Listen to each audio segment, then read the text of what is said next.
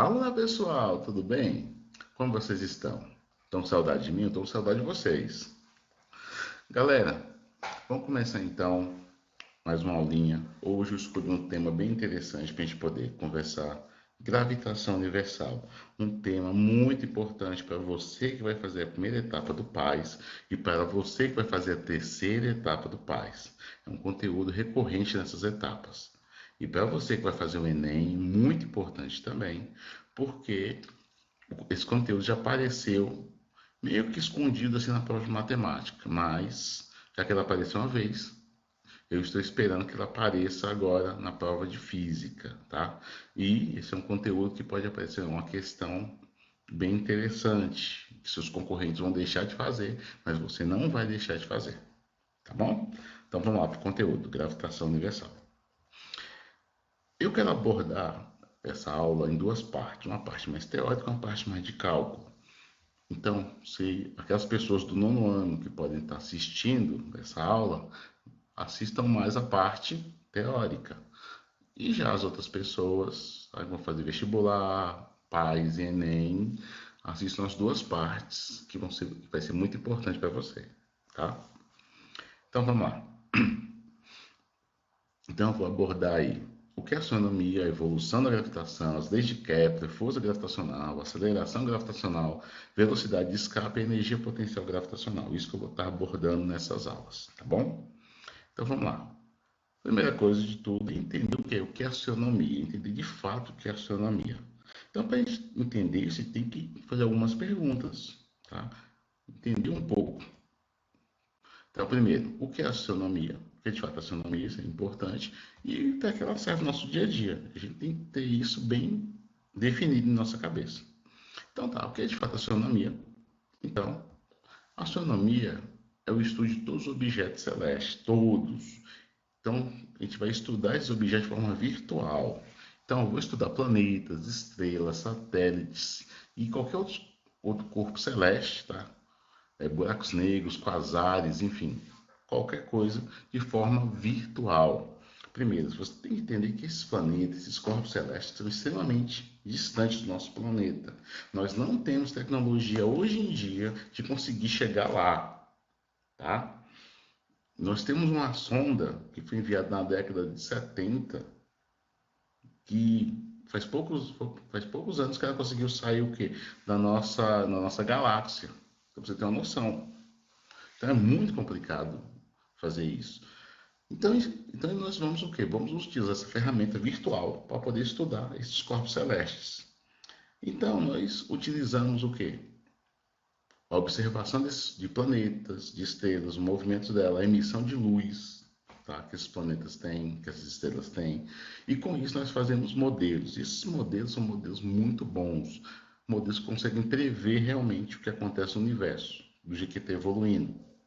Tá? São modelos bem eficazes e facilitam a nossa vida, tá bom? Então a astronomia vai estudar esses corpos dessa forma.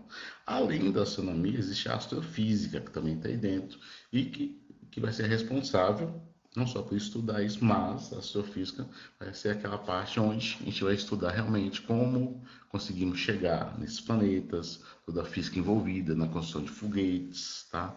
De satélites. Então, a astrofísica está aí complementando a nossa astronomia. A astronomia e a astrofísica andam de mãos dadas, tá bom? Então, a gente vai estudar aí na astronomia desde os pequenos átomos, os átomos iniciais do cosmos, até as maiores estruturas que nós possuímos no nosso cosmos. Tá certo? Em frente. E para que a astronomia serve? Para que ela vai servir? Nós temos muita aplicação, muitas aplicações. Eu vou tentar resumir, tá? Mas vamos lá. Por exemplo, na agricultura é muito importante determinar o período de plantio e colheita. Isso até hoje se usa. Então, quando a pessoa quer plantar soja, por exemplo, ela tem que saber muito bem se está no verão, no inverno, sabe? Tem que saber isso. Porque só desse jeito ela vai ter o quê? Vai ter o máximo rendimento da sua plantação. Tá? Então, isso até hoje é utilizado. E os povos antigos utilizavam isso mais do que a gente, porque tanto no plantio, até mesmo culto de deuses, né, culto aos deuses deles, eles utilizavam a partir o quê? A partir das estrelas, a partir dos astros. Então, eles tinham, por exemplo, povos tinham uma agricultura muito avançada, né, muito avançada mesmo para a época. E hoje em dia, se estudando, vê que eles tinham um sistema okay, de astronômico muito bom mesmo. Para a época, era excelente. Tá bom? Então, prosseguindo aí. Navegações. Então, conhecimento das marés é essencial para o tráfego náutico, a posição dos astros. Hoje usamos técnicas GPS, que por sinal também deriva da pesquisa astronômica. Então, a primeira coisa, saber o que? Quando você vai ter maré alta ou maré baixa, isso é muito importante você poder navegar. E isso tem a ver claramente com a astronomia, tá? Isso tem a ver, a gente vai ver daqui para lá na frente, mas tem a ver o que com a Lua. Então, com a proximidade da Lua da Terra que vai gerar a maré alta ou a maré baixa. A gente vai ver depois na força gravitacional, mas isso que faz a maré ficar alta ou baixa. A posição dos astros, então, antigamente, né, antes de se descobrir a bússola, as pessoas o que navegavam em alto mar utilizando as estrelas. Até hoje, se você estiver perdido em alto mar, perdeu a bússola, perdeu o GPS, você pode utilizar o quê? O posicionamento das estrelas para poder se orientar e sair daquele lugar ali. Então, isso é muito importante até hoje. E o GPS, que hoje em dia nós usamos repetidor de celular, mas que a ideia é mapear a superfície da Terra a partir de satélites e utilizar esses satélites para depois, né, se orientar neles. É um sistema que precisa saber o quê? Que foi feito a partir o quê? Do envio de satélites, né, para em torno do nosso planeta. E isso só se deu devido ao avanço da astronomia e da astrofísica. Então, se nós temos GPS hoje em dia, se nós temos celular que funciona via satélites, graças à astronomia e à astrofísica.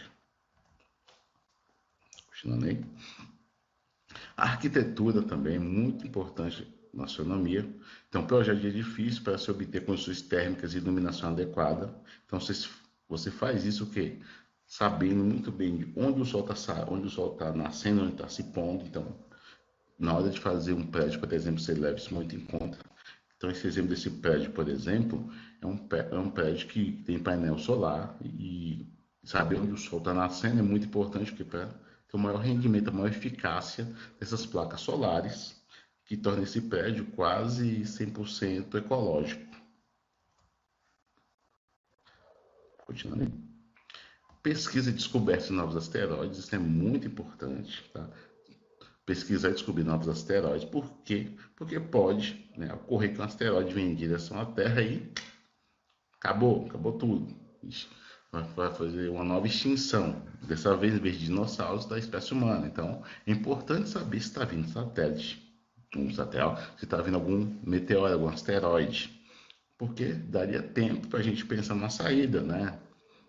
Enviar alguma sonda para desviar a rota dele, ou até mesmo explodir esse asteroide, né? Então isso é muito importante a gente saber se tem algum asteroide vindo em nossa direção.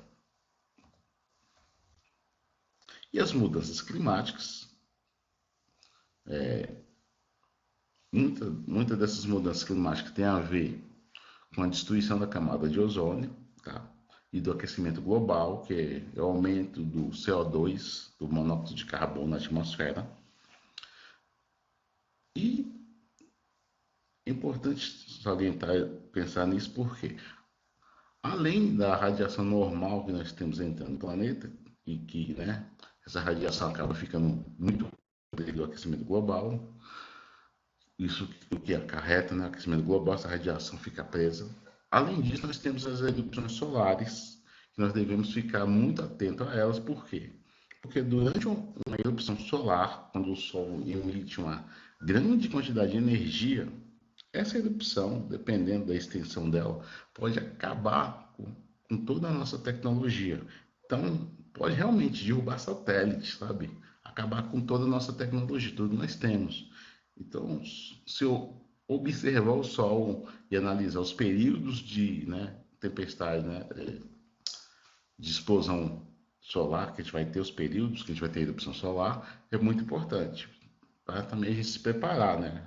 Vai dependendo do tamanho da explosão solar que a gente vai ter, e tem que se preparar para começar basicamente tudo do zero, né? Todo o nosso sistema de informação começar do zero. Vamos lá, continuando. Então, astronomia na posição, astrometria, o lançamento de satélites. Então, igual eu já falei, isso é importante. Conseguir lançar um satélite e deixar ele em órbita, isso é muito importante. A astrofísica tem um papel muito importante aí, porque para acertar o local exato não é brincadeira. Dá muito trabalho, tá? É uma grana. Então, você colocar um satélite lá não é para qualquer um, você tem que ter muito dinheiro. Então, por exemplo, hoje em dia nós temos muitos satélites, né, em volta do nosso planeta, satélites que nem funcionam mais, que foram jogados, que foram lançados lá durante a Guerra Fria, né, e hoje em dia não funcionam mais, estão lá, estão vagando pelo espaço e ninguém usa eles, e esse satélite acaba sendo um perigo para nós, porque se acontecer alguma coisa, sei lá, um pequeno meteoro atinge um satélite desse, você pode jogar ele na nossa atmosfera e pode cair e atingir alguma cidade. Tem satélite desse que é gigante, tem satélite assim que é muito maior que um carro, maior, juntar dois carros o satélite é maior ainda, então é bem preocupante isso. Por isso a gente precisa ficar atento com essas coisas, né? Com esse lixo espacial. A previsão do tempo também é muito importante, você conseguir prever. Então, você prevê tempestades, prever maremotos, né? Você conseguir prever tsunami é muito importante para você alertar as pessoas. Então, você conseguir, usando satélite, ver o movimento das nuvens, ver o movimento das massas de ar, para você saber, se tem uma massa de ar quente muito extensa, sabe, com uma velocidade muito alta, está chegando. Então, isso vai servir para você alertar e saber se pode ter a formação ou não de um tsunami ou de um furacão. Tá? Então, isso é muito importante. Então, tá. Então, passei rapidamente o porquê da importância da astronomia. Espero que você tenha entendido que ela é muito importante hoje para a nossa vida. E vamos falar um pouquinho da evolução dela. Então, basicamente, a astronomia ela tem a sua evolução, né, o seu ponto de nascimento na Grécia.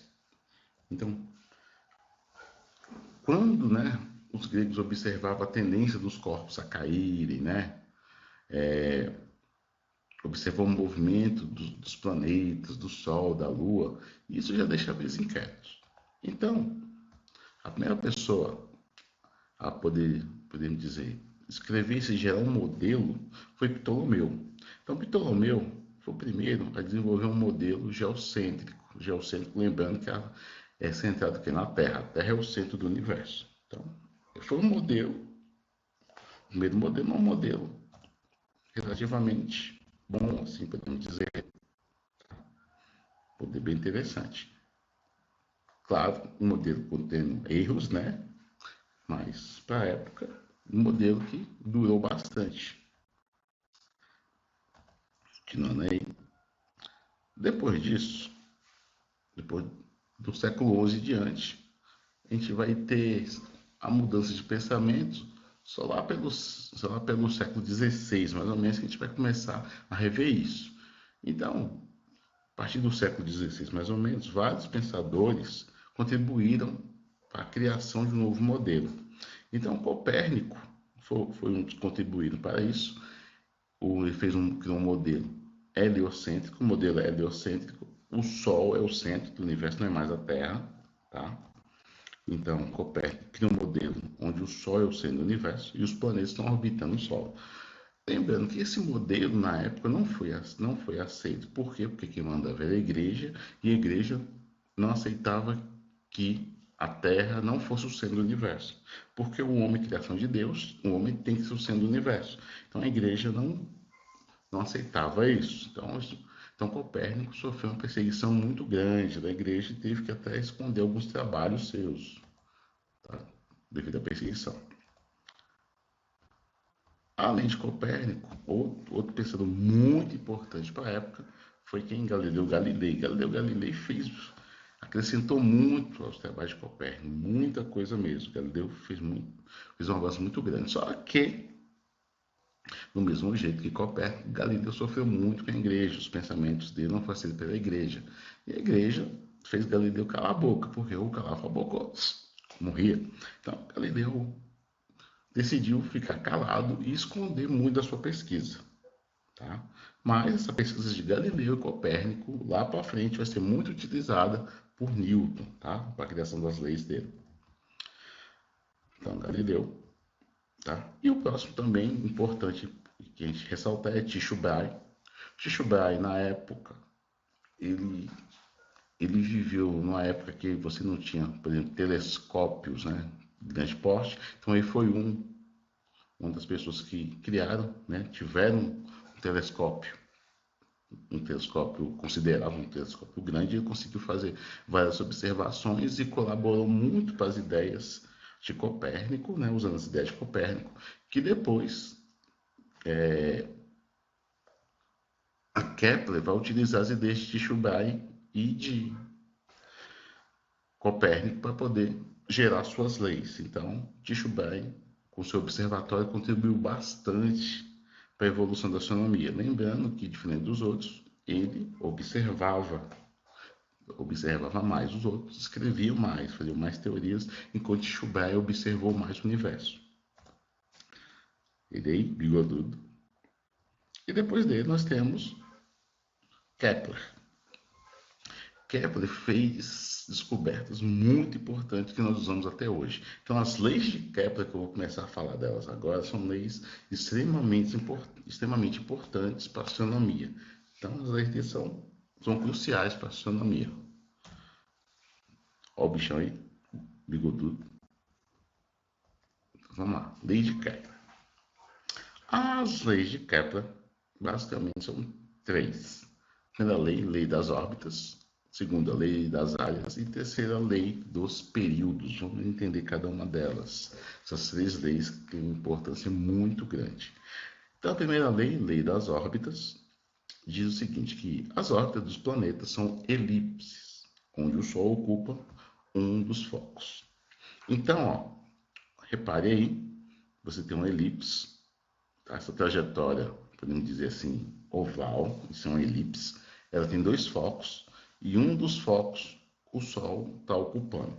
E os planetas vão estar orbitando em volta do Sol, fazendo o quê? Um movimento elíptico, tá?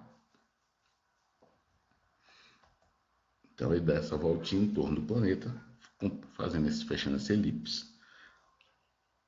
Lembrando, pessoal, então pela primeira lei de Kepler, todas as órbitas são elípticas, tá? São elipses. Guarde isso, porque às vezes você pode encontrar, sei lá, em algum texto da internet dizendo que a órbita da Terra é uma órbita circular.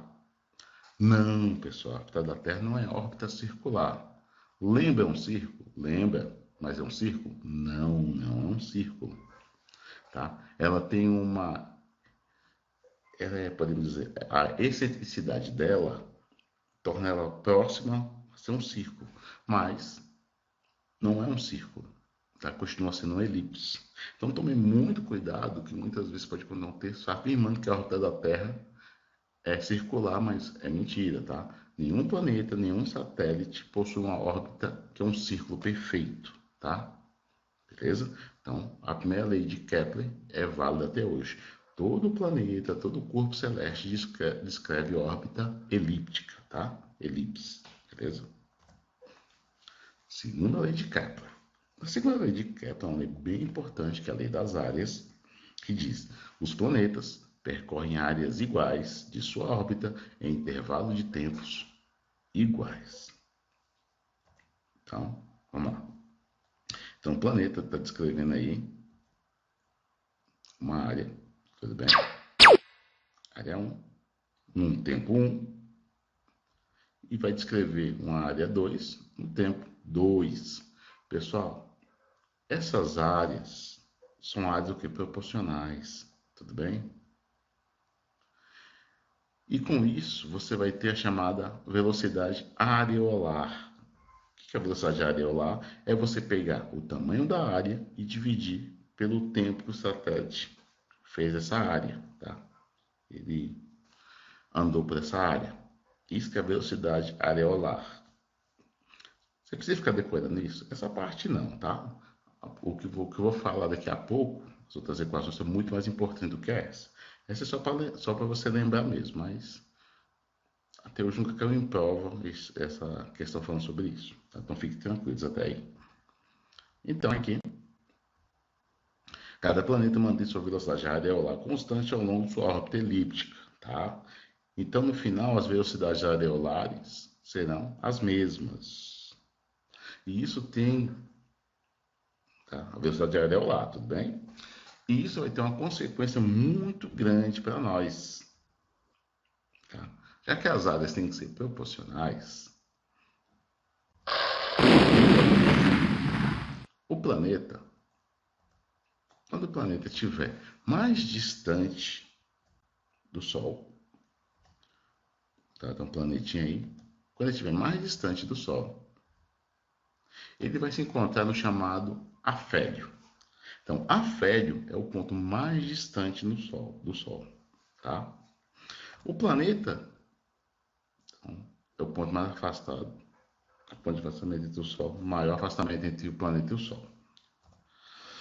Nesse ponto, o planeta vai apresentar uma velocidade mínima.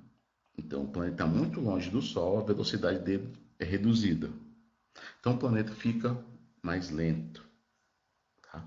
E isso está acontecendo mais ou menos tá, por volta do dia 4 de julho. É o momento que o planeta está no chamado afélio. Nesse momento, vocês vão perceber que os nossos dias ficam um pouco diferentes. Como assim? Por exemplo, quando às 6 da tarde já está bem mais escuro. O planeta está mais distante, está mais lento. Isso influencia no tempo, na duração do dia, na duração do tempo que o planeta está sendo iluminado. Tá?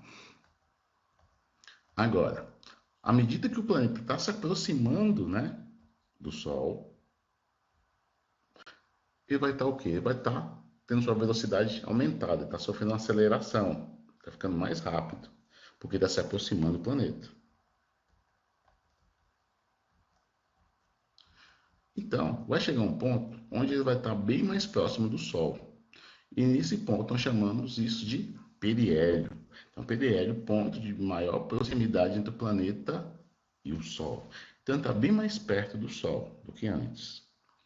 Com isso, nós vamos ter um aumento da velocidade do planeta. O planeta vai estar mais rápido. Isso daí, pessoal, está acontecendo por volta de janeiro, tá? Nós teremos, acho que é por volta do dia 10, se eu não me engano, de janeiro, nós estamos entrando em periélio. E nesse momento você vai reparar que os dias parecem dias mais longos, tá? Por isso que normalmente nós tínhamos o horário de verão, que começava lá no finalzinho de outubro, né? E por quê? Porque o planeta já estava entrando o quê? Em periélio. E em janeiro, quando está em periélio, nós íamos reparar que nosso dia parece um dia bem mais longo. Tá? 8 horas da noite, né? Ainda estava ensolarado. Por isso que a gente fazia o horário de verão, para isso, para aproveitar mais a incidência solar. Beleza? Então, com isso, tem que a velocidade do periélio é maior que a velocidade do afélio. Então, quando o planeta está mais próximo do Sol, a velocidade dele é maior do que quando ele está mais distante do Sol. Lembrando, para nós, no planeta Terra, já que nossa órbita não é uma elipse, né, muito grande, é uma elipse, né, pequena, a diferença não é tão grande assim. Mas é uma diferença. Então, em afélio, a velocidade é de 29,3 quilômetros por segundo. Ou seja, em um segundo o planeta está andando 29,3 quilômetros. Já no periélio, o planeta tem uma velocidade de 30,2 km por segundo, e um segundo anda 30,2 km. Veja que essa diferença não é tão grande, mas já influencia o quê? No tamanho do dia. Se essa diferença fosse maior, nós teríamos uma diferença absurda do tamanho do dia. Para nossa sorte, a diferença é pequena. Tudo bem? Alguma dúvida? Se tiver dúvida, pessoal, no comentário ou mande um e-mail para mim que eu respondo vocês, tá? Pode mandar e-mail sem medo ou colocar no comentário, tá bom? Terceira lei, lei dos períodos, que diz: o quadrado do período de revolução de um planeta em torno do Sol é diretamente proporcional ao cubo do raio médio de sua elipse orbital. Nossa, foi complicado, né? Então, basicamente é o seguinte, pessoal. O que seria um raio médio? Raio médio seria uma média aritmética. Você pegar as duas distâncias, máxima e a mínima, a distância do afeto e do periélio, e fazer uma média aritmética das duas, somar e dividir por 2, tá? E esse texto que eu acabei de ler para vocês, basicamente essa equação aqui, ó. Período ao quadrado, ou seja, o tempo para dar uma volta ao quadrado, dividido pelo o raio médio, ao cubo. Isso é igual a uma constante. Então, vai dar um valor constante. Tá? Então, se você pegar qualquer corpo celeste em relação ao Sol, por exemplo, e faz essa continha aí, sempre vai dar o quê? O mesmo valor. Tá? Então, olha essa tabela aqui. Aí tem todos os planetas aí, ó. Mercúrio, Vênus, Terra, Marte, Júpiter, Saturno, Urano, Netuno e Plutão. Olha aqui, nós estamos pegando os dias, tá? Os dias que o planeta leva para dar uma volta em torno do Sol. E pegando o raio médio de cada planeta em relação ao Sol. Então, se você pegar esses valores e colocar naquela fórmula, fazendo isso, todos esses valores vão dar esse valor aqui, ó, de 4 vezes 10 a menos 20. Então, se você aplicar esses valores naquela equação para cada planeta, sempre vai estar dando esse valor de 4 vezes 10 a menos 20. Ou seja, mostrando que a lei de Kepler é válida para qualquer planeta em relação ao mesmo ponto. Tá? Então, a lei de Kepler ela é muito boa para descrever então, o movimento dos planetas, ou melhor dizendo, descrever o quê? Achar o tempo que demora para o planeta dar uma volta em torno do Sol. Tudo bem? Beleza, pessoal? Então, recapitulando. A terceira lei, a lei dos períodos, está relacionando o raio orbital médio com o período do planeta, ou seja, o período é o tempo que leva para dar uma volta em torno do Sol, que você pode calcular isso em anos ou em dias, tá? Nessa tabela aí eu estou colocando em dias, mas você pode usar anos também, tudo bem? Lá na frente tem uns exemplos, vai ficar mais claro isso, tá bom? Então, para fechar essa primeira parte, e depois eu continuo, as leis de Kepler dão uma visão cinemática do sistema planetário, do ponto de vista dinâmico, que tipo de força o Sol exerce sobre os planetas, obrigando-os a se mover de acordo com a lei de Kepler. Então, pessoal, isso, na verdade, vai ser a lei de Newton, a lei da gravitação universal. Quem vai falar da força gravitacional, que vai começar daqui a pouco. Tudo bem? Tudo bem até aqui? Então, essa vai ser a primeira parte da aula, tá bom? Vou parar aqui e o próximo vídeo eu já continuo daí em diante. Então, igual eu falei, o pessoal que for do nono ano que estiver assistindo essa videoaula, só precisa assistir até aqui, tá bom? Se quiser assistir a outra, tá ótimo, mas não precisa. Mas vocês que estão estudando aí pro PAS, pro Enem, tem que ver tudo, tá bom? Tem que assistir o próximo vídeo, tá bom? Beijo, até daqui a pouco.